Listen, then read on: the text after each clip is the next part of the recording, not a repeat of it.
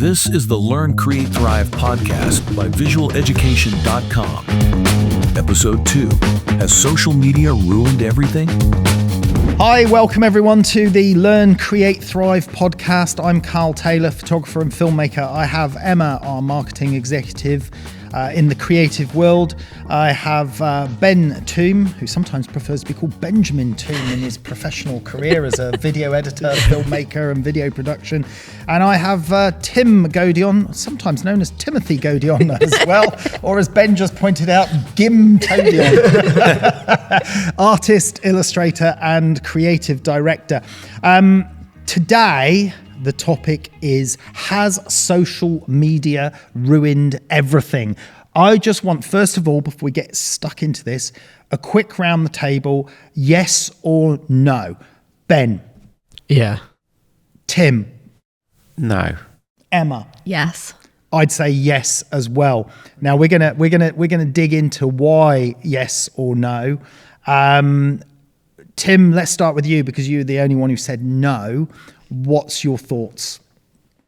Well, I think if you're using it in moderation, it's actually a really creative tool. And I think thinking back to when I started out as a creative and how I had to travel up to meet people in ad agencies, arrange meetings, knock on doors, get doors slammed shut in my face, and the hard work of actually getting my work in front of an art director to get a potential commission for a book cover or an editorial illustration of that. Nowadays, all of that, I know there's a lot more out there because everyone can do it, but there's so many more tools now using social media to get your work seen, to show your stuff out. A greater reach, yeah. And a global reach. Yes, but surely you could argue that a website could have done that for you. I suppose you could, yes, but then the website doesn't do the... It doesn't have that. It doesn't have that initial reach. So the trouble with a website is...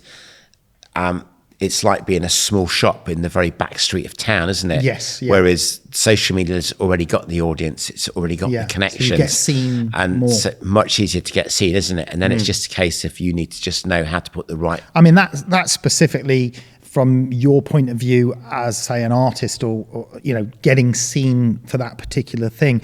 Emma, you said, yes, social media has ruined everything. Overall, why is that your opinion? I think...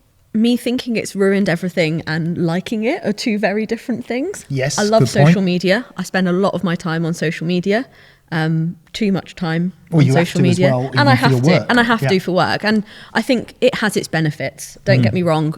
We do a lot of marketing on social media.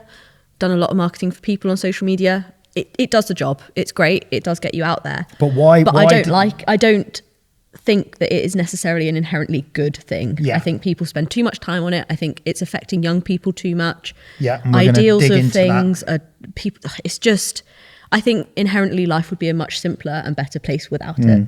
Ben, why did you say social media has ruined everything? I think, well, everything is a strong word. It's a catchy title. It's the clickbait. It's the clickbait title. I think like the old days of social media were quite good, where like I think like the generation of people that grew up without it and then had it is like the perfect combination, because you take it with a pinch of salt almost. Whereas now it's like the younger generation, that's all they see, that's all they know, that's all they want to do, and it's like that's a bit like. I mean, obviously, you and Emma are considerably younger than Tim and I. Yeah. You were at that point where you it started to come into your lives at what age? I think I was about 14, 15. Yeah, I was probably about 11. Yeah, it didn't come into our sphere until we were already established in our fields. We start with stone tablets, didn't we, Karl, pretty much? Stone tablets and a chisel and a horse. Pigeons. I think that's maybe why Ben and I would have a different opinion to maybe that 5-10 years younger than us, who all they've known is social media. Yeah. It's a good way to keep in touch with people. Like, I don't know, my mum, if she met someone on holiday, she can like still send pictures to, her friend or whatever. But like now it's just, they do everything possible to try and keep your attention, to get you back on the platform. platforms, and then it's just that everyone's just on their phones scrolling, obsessed, and everyone's trying to get that viral video of saying some stupid quote or doing some stupid video or making stuff up completely, fabricating it just for views. I mean, when obviously Tim and I started in the creative industries, we started back in the time when there wasn't even websites. That's right, the first evolution, if you like, of that spreading your work was via just the internet and basic websites, dial-up websites at the time, not even broadband or anything. And I found that quite a fascinating period when web came into existence, and I thought this is a real positive thing. My views on social media, because I also said yes, I think it's ruined everything, are, okay, it's a bit of a heavy title, I agree, but generally I think it has not become a force for good overall. I think it's now started to become a more negative force than a positive force. I think potentially the creators of social media had intentions for it to be a positive force, but now, like everything, it's turned into a money-making machine. It's all about views, clicks, products being shown and you know, provided out to an audience. It's all about advertising, infiltrating in between the social media posts. There's too many negative elements on social media. Even people's discussions are quite hostile and aggressive on social media. Keyboard warriors, they come out on social media in a way that you don't in real person in the street.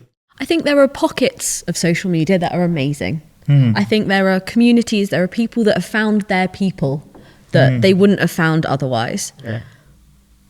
But I think that's a small portion of it. And I think ultimately a lot of the social media companies are very unethical in the way that they do things. Like you were saying, TikTok just tries to keep you on there.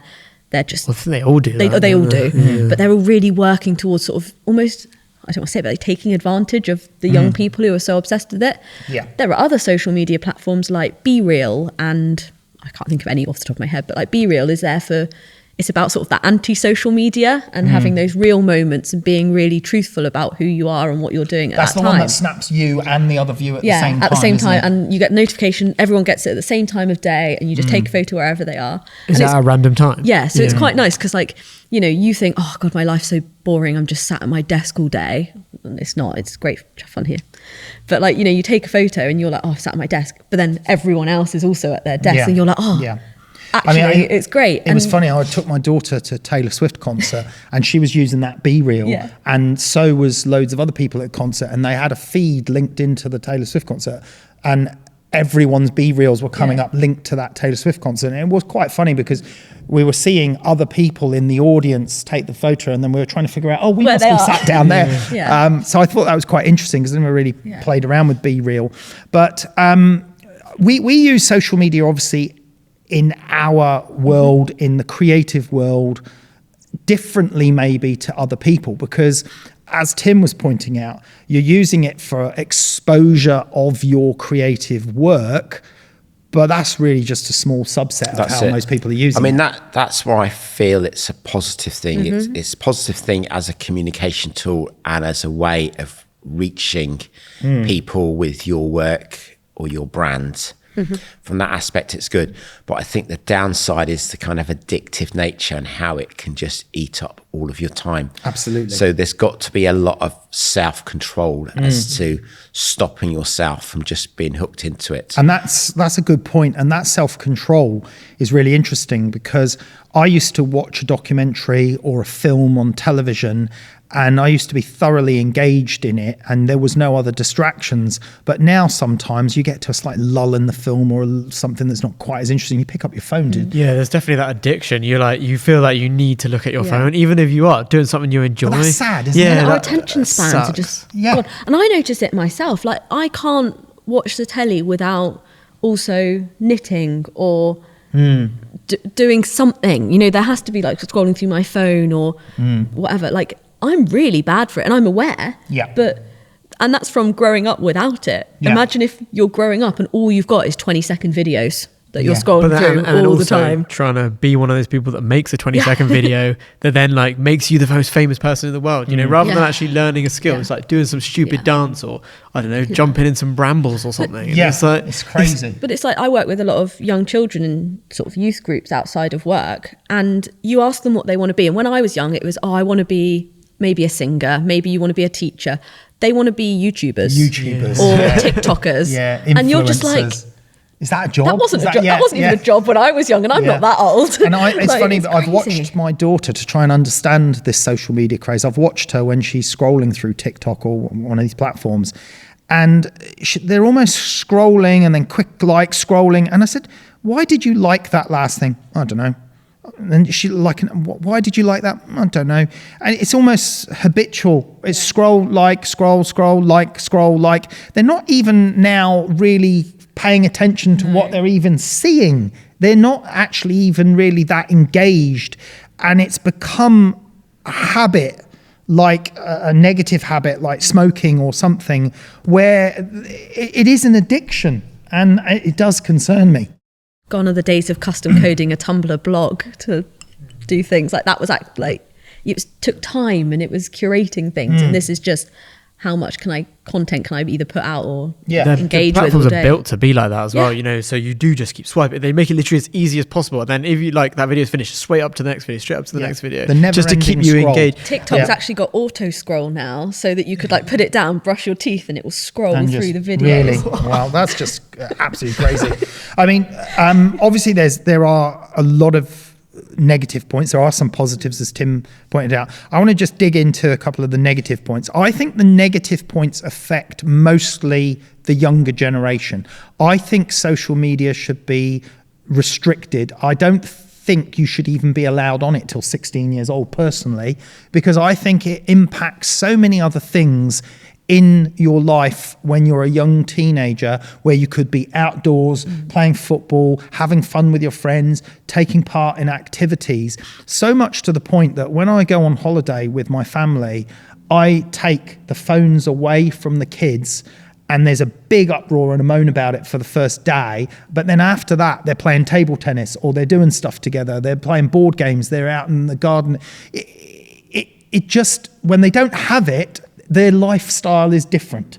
I think there's like, you know, all these influencers have their kind of like their like fake lives, you know, where they put everything they post looks like they're doing this amazing stuff, and you know, we're seeing these amazing people, whatever, and you know, and then they're getting loads of likes, loads of followers, loads of shares, and then all the like the younger generation want that as well. So that, and then when they don't get it, they think that their life sucks, but they've probably got like an amazing life, you know. They just, it's not as good as this fake life that they're seeing constantly on social media. And it is a fake life. Yeah. These people are literally making stuff up to make it look like they're having a really enjoyable life. For our listeners, one of the funny enough, one of the ones I follow on social media is this page called Influencers in the Wild. Oh, I love That it. is so funny, where they post, people have see an influencer doing some crazy video or some crazy creation in the street, you know, completely, you know, what any of us would find totally embarrassing, but these people just, you know, do it anyway, full audacity. And there's someone else happens to be filming them from a balcony doing it, and when you see it from the outside like that, it just looks crazy. Honestly, when we were in Austria at the beginning of the year, we were at the top of this mountain and we saw influencers in the wild, and it was the best thing I've ever seen. We were all sat there. It was like this woman and this man, and it was freezing. It was like right at the top of the mountain. It was at this museum place, and she was in like this thinnest ski suit ever. She must have been freezing, like doing all these poses. Then he starts doing like these James Bond, because it was at this James Bond museum, all these James Bond poses, and we were all just like, what on earth? And I've been trying to find them on Instagram, but I can't find them.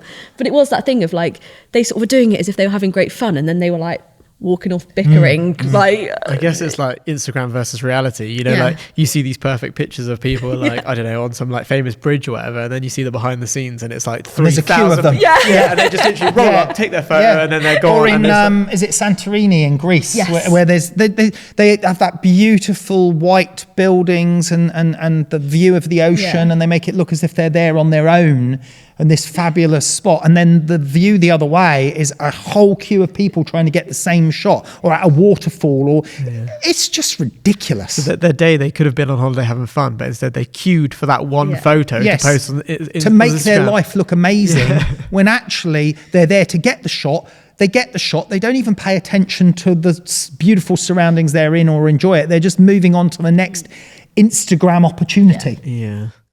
And I think like just taking it back around to sort of us and the way that we use social media, I suppose that's why we show the sort of behind the scenes of, you know, when you get smashed by a wave and your camera gets soaked, or, you know, we're struggling on the coast holding lights and you're dropping stuff in the studio, because people really do engage with that reality. And I wish people would do that more. Genuine behind the scenes that we're using there. We're not trying to fabricate behind the scenes stuff. But you sort of wish that people would do that a little bit more, so that people can realise that actually life isn't rainbows and sunshine, and actually things do go wrong. And that's the danger, isn't it, with it? It's that people perceive other people's lives to be so much better than theirs, when in reality they're not. And the emotional and stress that kind of causes, probably both for the influencer and the viewer watching it. Right. Because I think it's quite high pressure for the influencer living their life like that, kind of pushing having it to on lie. the edge. Yeah, having to lie all the create time. a fake persona. And there has been some quite famous stories over the years of people coming out and saying, I just don't want to do this too much no pressure. more. It's too much pressure. That next amazing moment. And then there's the other argument as well, and this is where I think it affects young people, especially young girls, and having a young teenage daughter myself, is the gorgeous influencers who are actually using fake filters. There's some really interesting posts on social media where they show themselves with and without the filter, and it's a huge change, and I'm fair play to them for doing that and showing the differences. But people are being tricked. Young girls are being tricked into thinking, why do they look so beautiful? Why is she so beautiful? Why is she so happy? Why is her skin so perfect? Why don't I look like that? And I think the negative connotations of that impacting the mental health of young people, I think it's just wrong. And I think it's got to be labelled, identified, or it's got to be controlled, or there should be more strict age limits on this stuff. Well, that's the thing. I think like me growing up sort of a young girl in the sort of early noughties, mid noughties, like, you know, my exposure to sort of these negative things was watching Trini and Susanna one night a week and looking through magazines that my mum had bought, not constantly being bombarded. What is Trini and Susanna? I remember that. So they did What Not to Wear? Oh, and did they do 10 years younger or something? Oh yes, it was that. Sorry, it wasn't What to Wear. But that was like, it was very negative about body image, and that's a whole other thing that I could talk about for hours, because I think it's just awful. They're great now, but back in the day it was really, really detrimental, I think, to a lot of young people's minds. But again, that was limited to being on television for a short amount of time, not that constant exposure every time they're looking at everything. And sending notifications, so you pick your phone back up and keep looking at it. It's just a completely different world now. Personally, I believe there should be an age limit, and I think it should be 16. I think it's 13 for a lot of them. Technically, but you don't never, have to. and they say 13, but then you end up with 10, 11-year-olds on it. But I actually believe it should be a firm 16, because I think there are better things that young people can be doing. As boring as this might sound, also affecting their schoolwork, their time studying and doing other sports and other activities. What's your thoughts, guys, on an age limit? I think age limit would be good, but it'd be very difficult to police, isn't it? But isn't it down to the parents?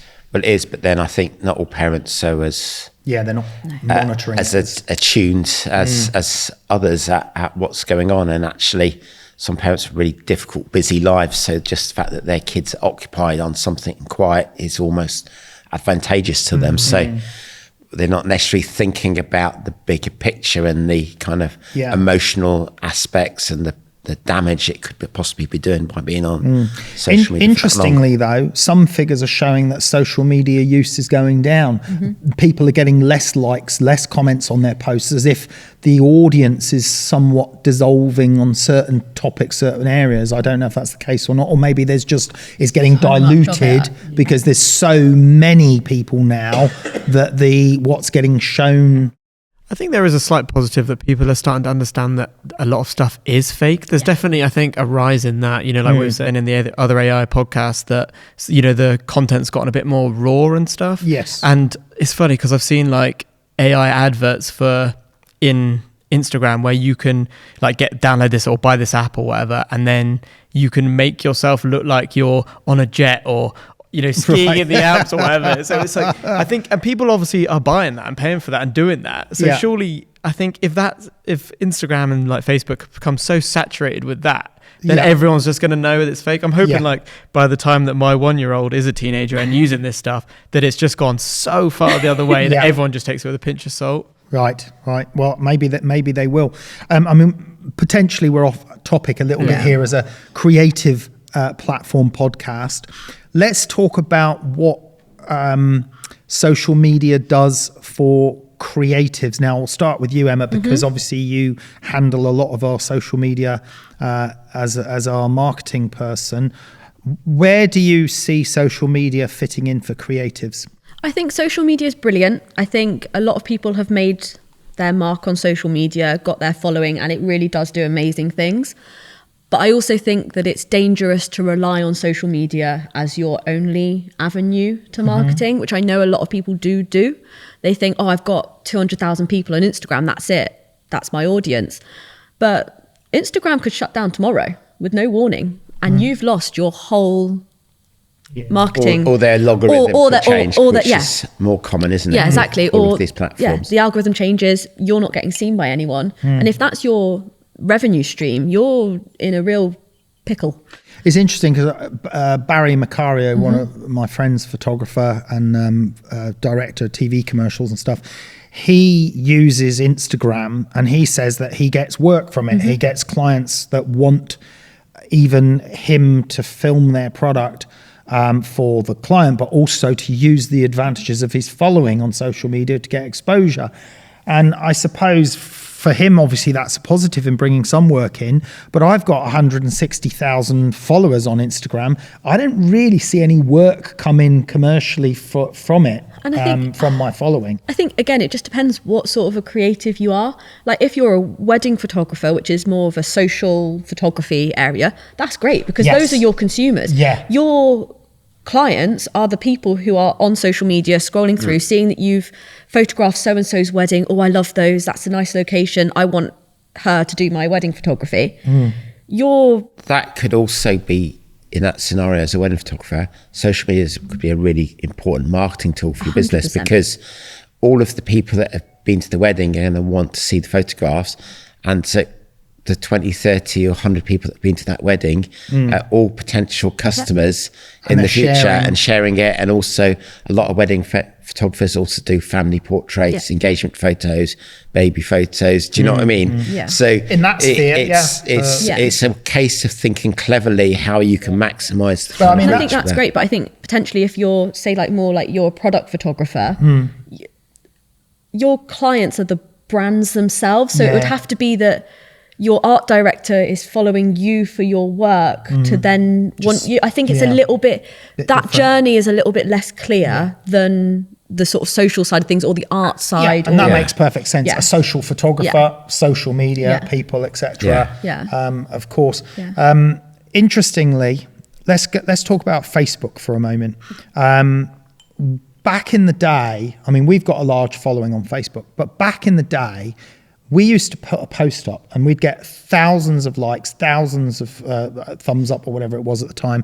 And we would get a lot of engagement and comments on every post. It's dropped off tremendously. The following has grown, but it's almost like Facebook itself and some of the social media companies are restricting your audience because they now want you to pay. Well, I think this is where you can't just have one tool for your marketing, because if we had only had Facebook, it would have become really difficult when they suddenly, or quite quickly, stopped us getting that reach. And it is just an algorithm change. Like I think we never really know what the social media platforms algorithms are, but they wanted to focus on genuine human connections, like you seeing your friends that you met on holiday a few years ago that you're friends with, what they're up to, and your family, not what businesses are up to. Plus they were making you pay to actually get your thing seen. But it's interesting you say that, because when I don't use Facebook much now, but I actually used to like seeing what certain businesses I was following were doing. So whether it's something to do with a particular motorcycle brand or camera manufacturer, I was like, where's their posts? I haven't seen their posts for ages. That's what's so frustrating about it. Like when Facebook did make that shift, because you would follow something that you liked. You would follow that. You would either join that page or follow that account, and then you'd expect to see that in your newsfeed because you were interested in it. You chose to follow it, and then they stopped doing it because they wanted the companies to pay for you to then see it. So then it's what 10% of your audience it'd be a post would be it'd be shown to, and unless you paid for it, and then so then you stop seeing all the stuff you want to see, and then also Facebook's definitely fills your feed with just like nonsense crap. Yes, and a lot of fake news stuff as well. It's so bad. And the thing that's maybe also a little bit worrying is that isn't Meta, isn't it, the head company? They also own Instagram, don't they? Yeah. So they've got this control over two of the big social media channels. What's the other ones? TikTok's a different one, isn't that? TikTok's different. That's actually Chinese, isn't it? TikTok. Yes, I believe so. And what's the other main ones now? There's still X, which is formerly Twitter. Right. But Snapchat. I don't know if that's being used as Snapchat. There's Be Real. There's a lot, and there are new ones that come in. Snapchat is not one I've explored. It seems very much more kids orientated. I think it's a lot more of a generation below me that uses it. I think it's more of a messaging platform rather than it's more of like social friends, media, isn't it? Yeah, it's not like putting your like stuff out there. It's more like sending pictures to your friends and stuff, isn't it? Bizarrely, and I don't know whether it's a security issue as well, I've seen my kids on holiday and they can see where all their friends are on holiday around Europe at the same time. And I said, isn't that a problem? And they said, no, because it's only your friends in that group that can see each other. And I said, well, what if someone tried to infiltrate your friend group? And they said, well, we don't let them unless we actually know them. But like I was with my little cousin a while ago. She's like 19, and I was looking at her, she was on Snapchat. We were just there, and she's got like 300 people on there. And I'm like, can they not see where you are? She's like, yeah, but they're all people I know. And I'm like, well, I wouldn't like 300 people knowing where I am. Like, it's terrifying. Well, I tell you what I did recently, and I restricted my kids' social media. I finally started to worry about this stuff so much that I went with my IT friend, Mike. He showed me how to go into the phones and put up on all these parental restrictions. And what I was able to do, or he helped me, was set social media time limits. So you could set like no more than 2 hours a day on total on social media. And it listed the social media platforms that you wanted included in that. So you could put Instagram, Be Real, boom, boom, boom. And your kid can't spend more than 2 hours in total on any of those platforms. And then further to that, we set downtime parameters on the phone so that they can only use it between 7 a.m. and 7 p.m. After 7 p.m., they can't even get on anything on their phone. Bet that went down well. It went down like a lead balloon. But it went down really badly for the first couple of days, and then they shut up about it. But I've already noticed the changes. Yeah. I've noticed now that they don't have that distraction, so they have to read a book. They have to watch Netflix, which I don't mind. It's a little bit more creative process. Or they got to do their homework without distraction. And I don't care whether there was a pushback from it from my kids. This is how I've laid down the law for the time being, and I might evaluate it in time. But for me, I think, and as a parent, I wasn't even aware I could do that. Maybe a bit naive of me, but I'm glad I've put that in place, because I do think social media was taking over their lives. I've got a 15-year-old daughter and a 13-year-old son, and I think it was infiltrating their lives in a negative way. That's why I said, has social media ruined everything? And I think yes, because I think overall, I think my childhood was more enjoyable, Tim, when we were younger. Well, I think going right out there, throwing stones at Coca-Cola cans. You're not experiencing real life, are you, if you're just on your phone all the time? Yeah. And it's like, even now I see like friends that go to concerts and that, and all you see is just to see if mobile phones had up. And I was chatting to a friend that does a lot of DJing recently, and he was at the big festival somewhere in Europe, and he said it was so refreshing because this particular festival, it's really frowned on to use your phone to that at the festival whilst you're watching the DJs. And he says it was amazing, just the communication and the vibe between the people there was so much better than normally when you just stood behind everyone else, just holding their mobile phones up. I went to a day 2-day festival a couple of weeks ago, and the Darkness were there, which was very good. And they started to sing, I can't remember what's their big song. I believe in a thing called love. And he started singing it, and then he was like, no, hold on. And then he made everyone put their phones down.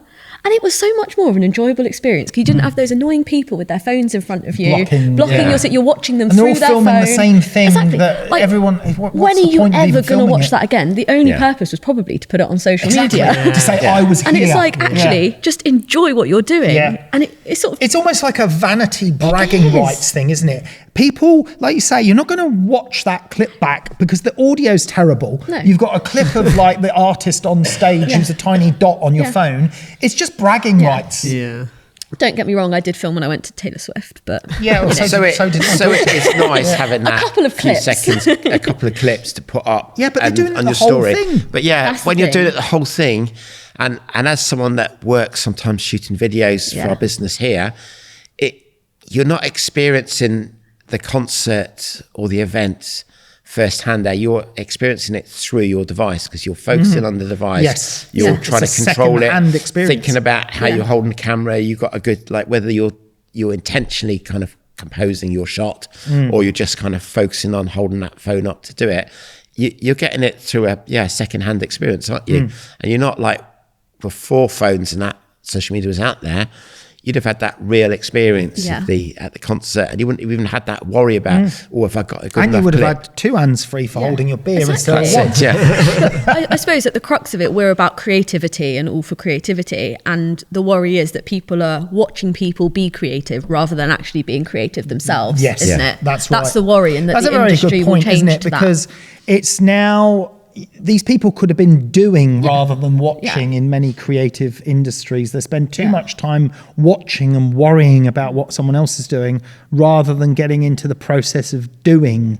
And that's actually going to be a topic for another one of our podcasts. Which things like, people are setting up cameras to film themselves painting, which don't get me, like, it's great, whatever. But if that's what's stopping you from actually doing something, is the fact that you're worried about how it's going to look on social media. And is the actual extra pressure of the social media that you're putting on yourself restricting your creative ability to do the doing? So like you said, you might be an artist and you're setting up a camera to film yourself painting. You're almost like feeling like someone's standing there watching you doing it. Does it take the enjoyment out of the process? Yes. Having to document it. Yeah. And interestingly, I mean, I know we spoke earlier about our behind the scenes stuff and we try to keep it as real and as authentic as possible. But we're also conscious of the fact that we need to be out there, we need to be showing what we're doing, and sometimes we're having to like look for things to film, and there is a little bit of a pressure in that like, we haven't really posted this week because we haven't had much going on in the studio this week or whatever,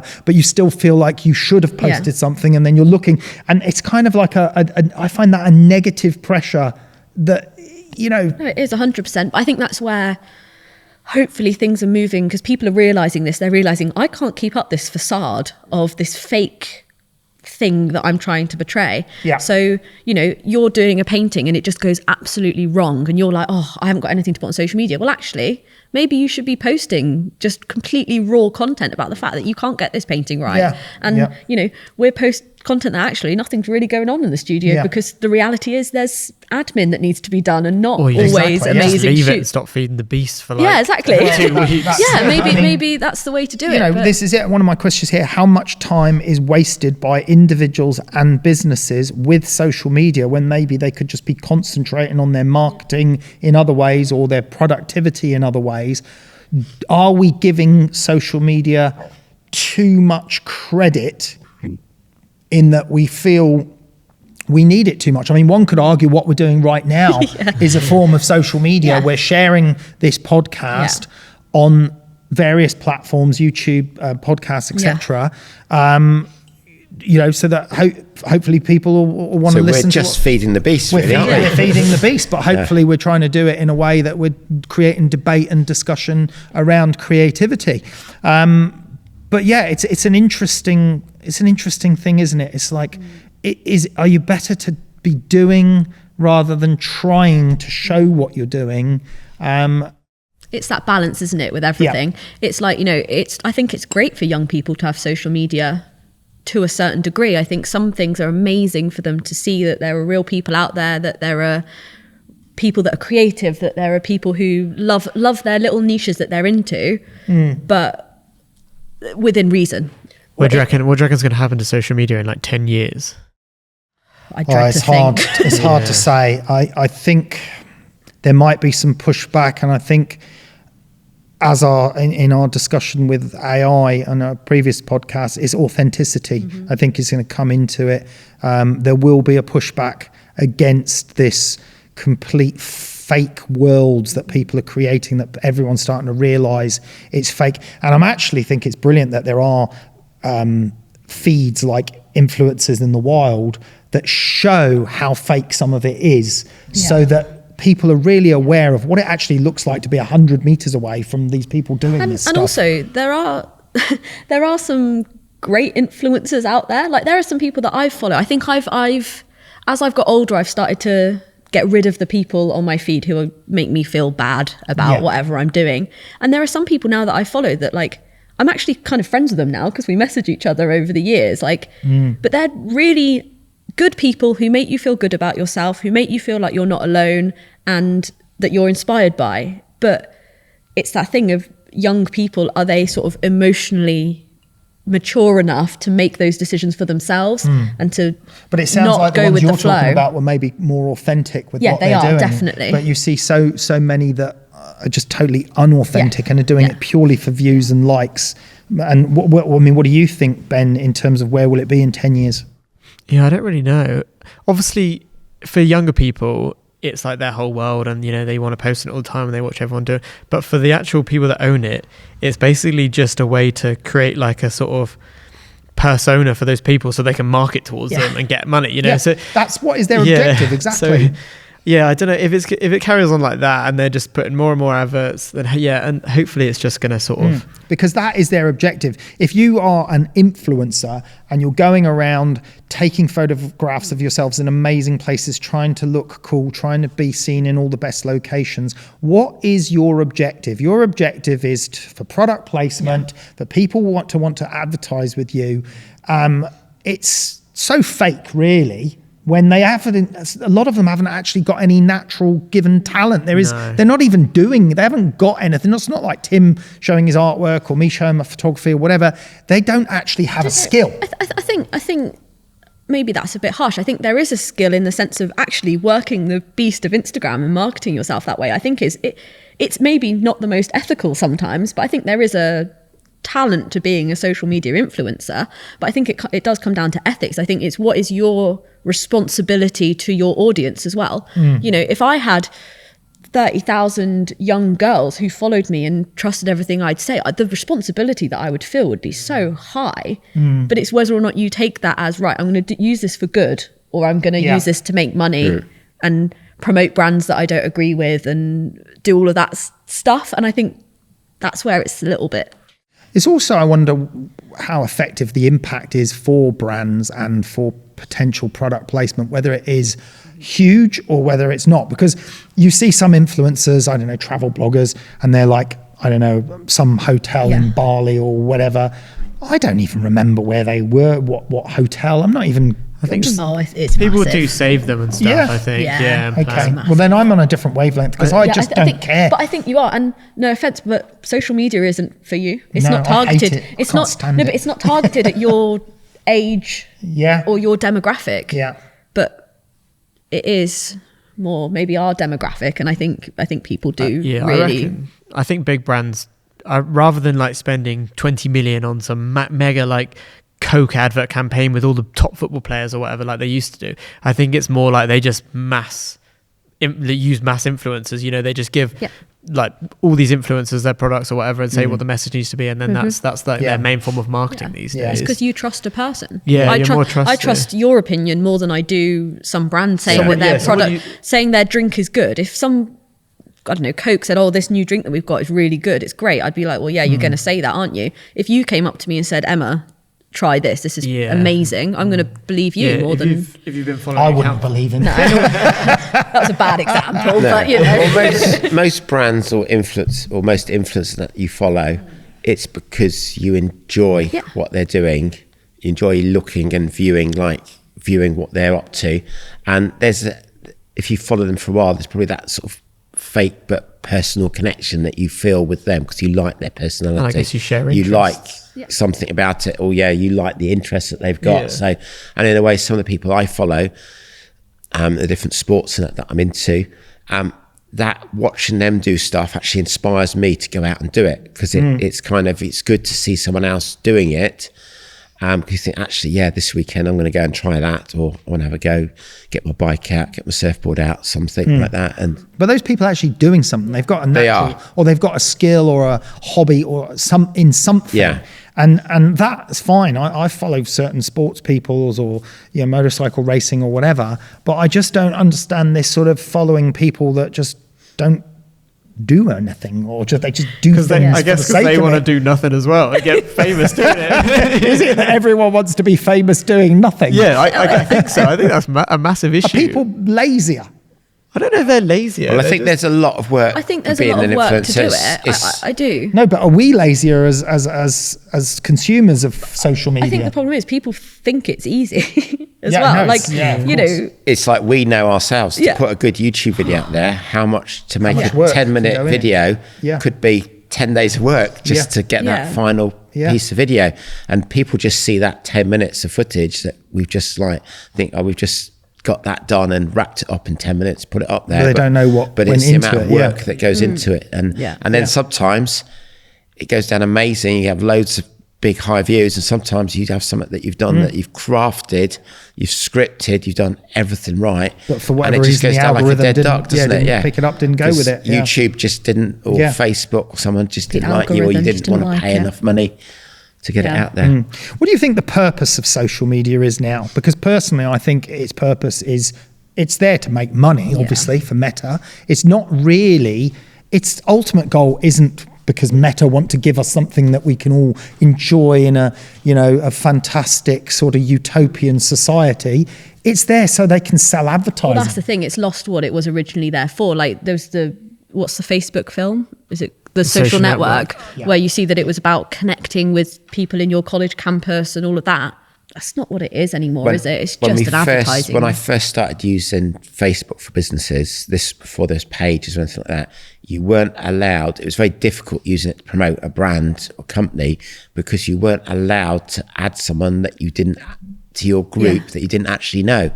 And then they changed it round to adding like pages and that, and now you can have anyone you like on there. So it's changed from that social connection. I suppose that's where LinkedIn's quite good. We haven't sort of touched on that. It's like a professional social media platform. It looks like Facebook. It does look like Facebook, but like you can only connect with people who like are connections with your connection. Yes. And it's the business world. I sort of butchered that a bit, but you can't just go and connect with Barack Obama or whatever because he's not within your circles. Yeah.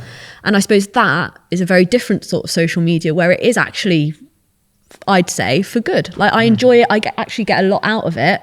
And I feel like I'm connecting with people who all share my interest of marketing, social media, whatever it might be. And that's actually a good social media, whereas potentially the others it's an interesting one. It's obviously there to make money for Meta. Of course. And people won't pay for it. I mean, if you said to everyone, right, it's $5 a month now to have Instagram, and if you do pay $5 a month, there won't be any advertising on it anymore. I don't think people accept the advertising because people are inherently tight, lazy, who knows, whatever you want to call it, but we're not going to pay $5 a month to have an Instagram account, are you? No. You just bin it off.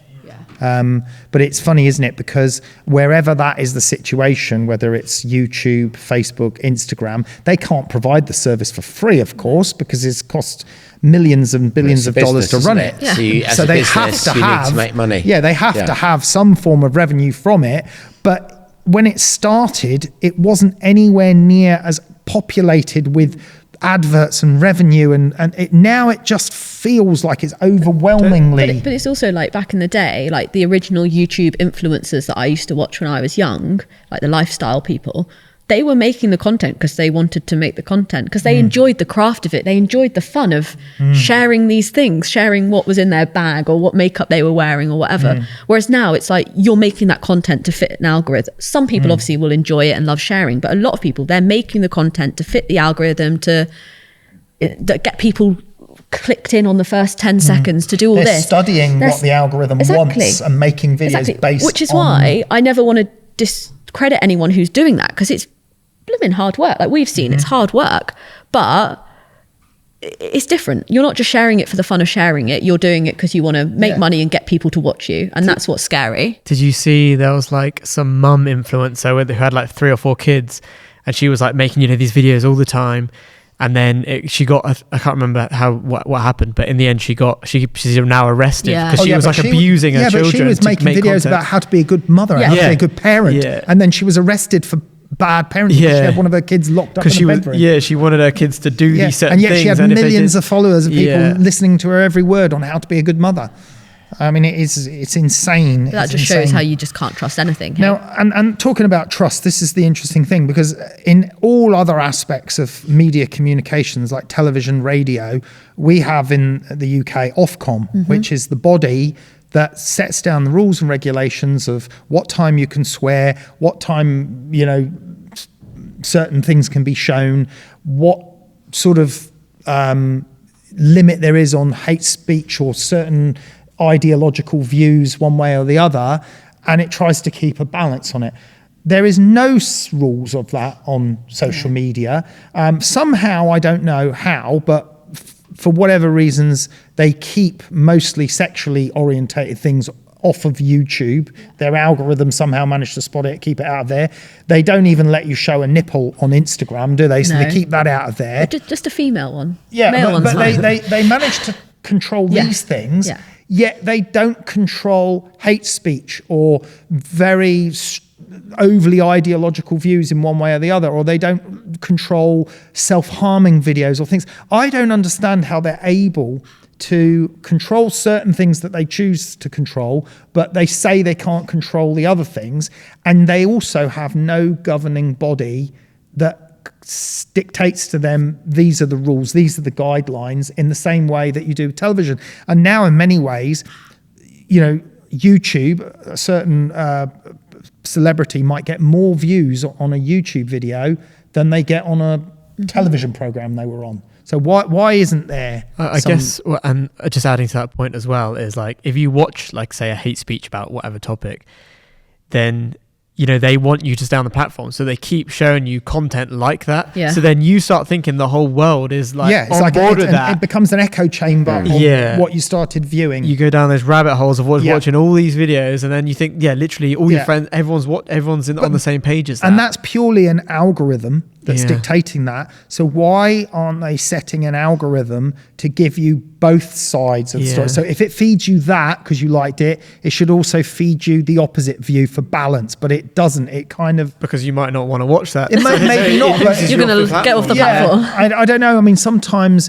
it might be that you watch something by accident and then it feeds you another and another, but it didn't rebalance it to potentially lead you to watch another opinion. Do you remember that whole period where there was this big thing on YouTube, like flat earthers, and there was thousands of videos on YouTube about why the earth is flat. I mean, it's just so bloody ludicrous, unbelievable. It's like, and then you had like some famous people believing the earth was flat because they went down this rabbit hole. And that's all they were seeing. Videos, that's all they were seeing. Different science explanations, different celebrity people talk about it as well, and then you just... No one bothered to make a video, or maybe someone did make a video about, well, how come the moon is round and you can see it's round? How come every other celestial body is round? How can it be nighttime in Australia and daytime on this side? If it's flat, the light...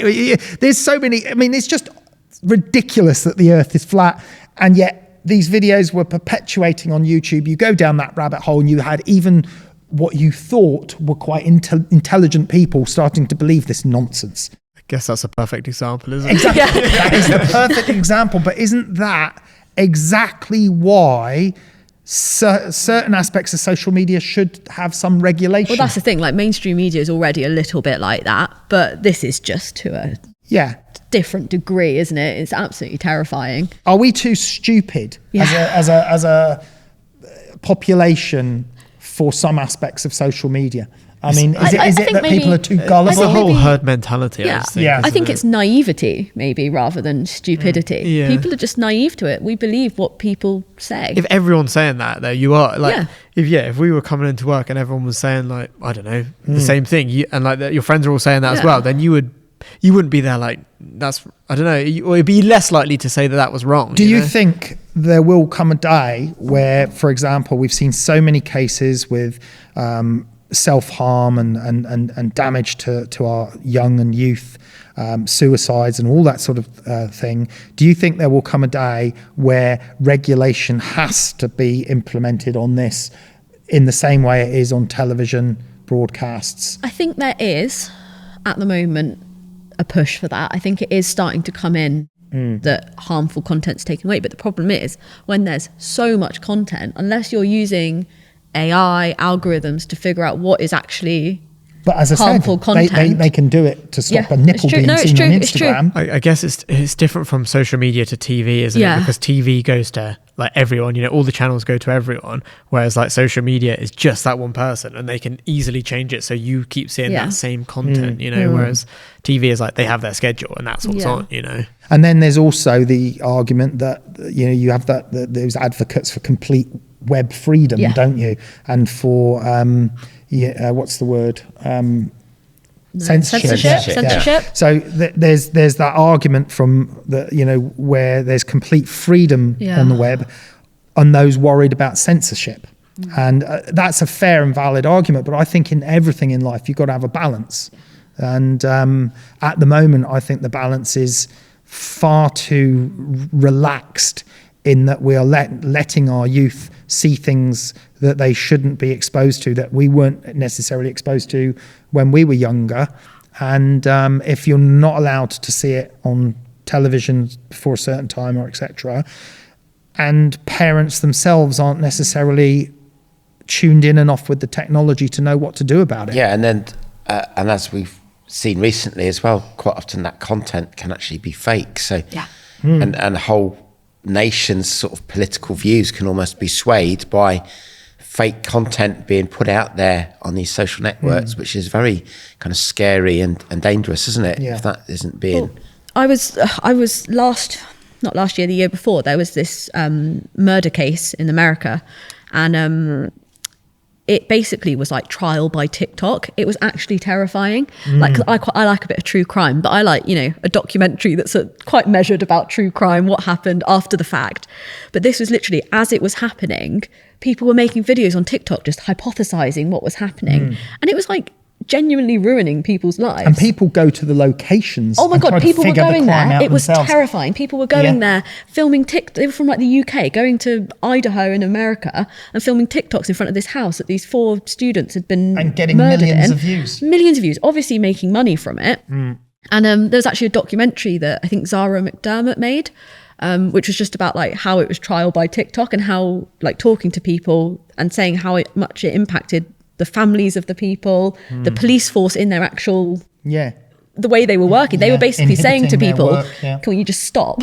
Yeah. Because it's just getting way too much. And that's where it gets scary. Yeah. I guess like Social lawyers get media. death threats and all that. Yeah, if they're not 100%. agreeing with like the TikTok video that they watch if and, it's the other side of the You story. know, and TikTok were assuming it was certain people and it wasn't them. And you're like, some people we shouldn't be able to have social media to this extent where it's being so influenced. There's something like that as well. I watched a series on Netflix about this hotel in America, and that, like this girl died there or whatever. Yeah. And a guy was staying there, but it was like 3 years before, and they all just like went after him, and this guy's life was like ruined basically, even though he had nothing to do with it. But because like all these people on TikTok and Conspiracy theories. social Yeah. media were just Yeah. scanning the Yeah. whole internet, finding where he lived, finding who he was, just ruined his life. Okay, well, let's bring this back slightly into the creative world. We've just gone on a We've gone off complete on a tangent. Well, it's social media. We as artists and those that are probably more interested in listening to this particular podcast and show, we use social media to show off our work, though, what we create, to show off our latest image, painting, video, etc. Essentially, we're really just trying to sell our services, aren't we? Yeah. So are we just as guilty as everyone else of just literally trying to flood people with our work and say, hey, look at me, look at my latest creation? Or are we just, do we think that we're being more inspirational, or are we kidding ourselves?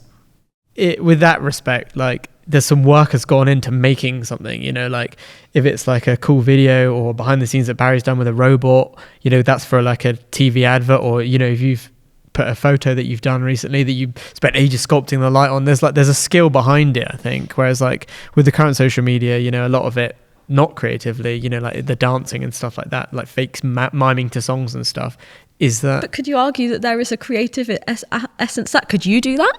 Like, is there a skill that's involved in that? He could, after a few pints. We'll see that at the weekend. But sorry, no, just to argue, there is channel we can start. I couldn't do that. Gosh. Videos. Well, I mean, if we go, I mean, Tim, you use social media obviously within our business as well, but you use it on a personal level for your paintings and arts on a personal level. Why do you do that? Well, it's a nice way of collating a portfolio of your work and having it up there. I also have used it successfully sometimes when I've had exhibitions and that on, so I can promote my work there to my followers. And the way I see it is people have followed me because they obviously like something about what I'm putting up there. I'm not putting myself out there and forcing people to follow me. True. So they're liking my work. They might be some form of inspiration. They might like just looking at it. But it's also then a good platform if I am doing a show or an exhibition or something like that. I can notify people and let people know about it. And it works successfully for me like that. And I've sold work, and that's through it. And that's a very good point, because like you said, they've chose to follow you, so they're interested in what you do. But talking about that following, so for example, on my photography account, 160,000 followers, but I put a post out and my best performing post might get 10,000 likes, or the reach it gets, it never reaches those 160,000, never ever even gets close to a quarter. So not even probably into the 10% range. And I think that's the same across the board in the creative fields, for creative artists, photographers, whatever. You're following, you basically reach less than 10% of them with a post, and that's because the platform isn't letting them. No. Yeah, they want you to spend more money. They want you to boost it. It's never going to be really that good for the consumer, is it? If it's a money-making thing from all the, it's just purely in their money-making interests, isn't it? And they also like, they create like case studies and personas of you, and then sell that data to other companies and stuff as well. So it's just all a big money-making thing. Obviously, you can get work for it and stuff, and it can open some doors if you've got loads of followers. But I guess I think importantly, as a individual using it, or as a business using it, and whether you're an individual using it just for yourself personally or to market yourself and your kind of your art, your photography, or your brand, then it's a case of thinking, well, what will I get out of this, and how much time is it worth me putting into it each day or each week, and sticking to some kind of self-control there, and trying to say, well, actually, maybe a couple of hours a week is beneficial because I get a little bit, increase my followings, I get my brand out there. But spending every day, every week isn't going to be beneficial, because your business is going to just come to a halt because you won't have time to do anything else. So. And Emma, working in the marketing side of things, for creatives, photographers, artists, CGI artists, whatever, which platforms of social media are the ones to use? I think, again, it depends who you are. If you're sort of like a business to business, so product photographers, etc., maybe things like LinkedIn might be better, because you're targeting to people whilst they're at work. You know, I don't look at LinkedIn when I'm at home, but I'll come in and I'll get an email and I'll go on LinkedIn. Maybe if you're doing sort of business to consumer, maybe you're a wedding photographer, etc., something in the social sphere, Facebook maybe might be better, or Instagram. But I think it's just thinking about who your audience is and where they are, where they're spending time. If your audience is complete millennials, or Gen Z, what's the one? Gen Z? Like, maybe you need to be on the platforms that they're spending their time on. And there is information out there as to Is TikTok a younger platform? Yeah, I'd say so. I'd say TikTok is young. I feel quite old on TikTok sometimes. What I found quite interesting as well, we had one video, I think it was last year we posted, and it got like a couple of million views as a reel on TikTok, and we put exactly the same reel on Instagram and it didn't do anything. And I couldn't figure out why the same video, the same content. I think it's just thinking about what are people on that platform for? What do they want? How quick are the videos? Are they just scrolling through? But I think if you're authentically yourself and just putting stuff up that you actually enjoy, that you actually want to see, that you sort of aren't thinking as much about whether people are going to like it or follow it. You just want to connect with your audience and have that human connection.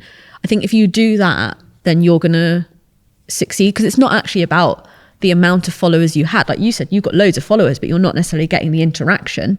Whereas you could have 10,000 followers, but if 5,000 of those always comment, you're messaging them, you've got that human connection. But Meta might not let you reach them. That's the thing. That's the thing. I'm sure there's a percentage they set on how many of your followers you're going to be visible to, because they're constantly looking for you to boost post. And that's the thing. It's a game, and that's why you always have to have that idea in your head of what other marketing do I have that I own, you know, whether that is email addresses that you can email them and you can be sure that you're getting in that mailbox, or like postal lists or whatever it might be. As a creative, you know, those connections to the art galleries, those in-person things that aren't controlled by whether or not Meta changes their algorithm or LinkedIn changes their algorithm. And if you're using it as a marketer, because we're a global business, boosting the post for us is very expensive because we need it to be seen globally. But if you're a wedding photographer focusing on a town in your country, you boosting that post is not so expensive because you can limit it right down to your local area of your business. So for certain people, that could be areas, quite a cheap and effective marketing tool.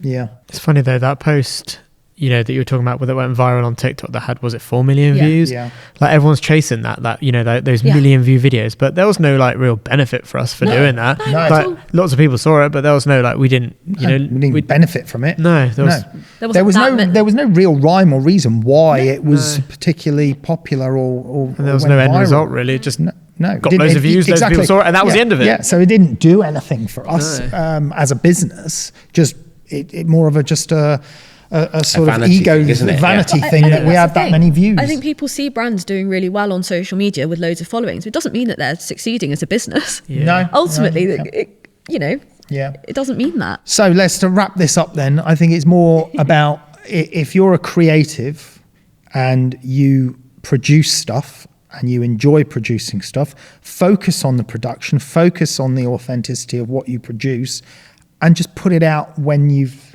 done it. Maybe a couple of behind the scenes, but don't produce purely for the sake of posting. Yeah, I think it's not feeling the pressure to have to play to the game that they want you to play on. Exactly. If the algorithm changes, you know, you don't want that to affect your business. I mean, I've got friends of mine, photographers, famous photographers, good friends of mine, also with huge followings on social media. You might see a post from them once every 3 months because they've just finished a new piece of work. They put that up. They're not obsessed with social media. They've still got a big following, but you don't actually see anything from them very regularly because they're too busy working and, you know, getting on with their day-to-day stuff. So I think we mustn't obsess over this constant pressure to have to post. I think we should value actually doing the work and producing more and not feeling the pressure of having to produce just to post. It's a different genre in creative industries. Why you're posting to some extent, maybe a little egotistical. I want to show off my latest thing. But then again, if you create anything, if you're a painter, a photographer, you don't, you know, every photographer or painter dreams of having an exhibition, exhibit your work. So even just displaying it in your own home, isn't it? Yeah. It's kind of, that's. But most people want to show it to other people. Yeah. You know, if you make or create something, you want to show it off to other people. So there is some element of sort of egotistical. But I think one thing that's amazing with social media for creatives is actually just selling yourself as a person. So if you're, let's say a photographer, you're going to be working with those art directors or those families who want the photos. They want to see that you're a nice person, that you're a good person, that you're funny, well, that's that you're ruined then. but do you know what I mean? You want to see that your professionalism, your whatever it might be, that you're going to be really great to work with if they want to what's it called when you get an artist to do something? Commission you. Yeah. When they commission you to do something, you're going to be easy to work with, that this is the process, that's the process. And I think that's where it's really good. Like, not just showing those final images that sort of, this is how amazing I am, but showing this is the process. This is what I'm like. I'm friendly. This is what it's like on a shoot. This is the collaboration. This is like we try and talk about our team and what we're all up to and how it goes in the studio, because our audience are people who are creatives, who are interested in actually what happens in the studio. Yeah. Whether that is us getting a new coffee machine and whatever, or it's us on a big professional shoot.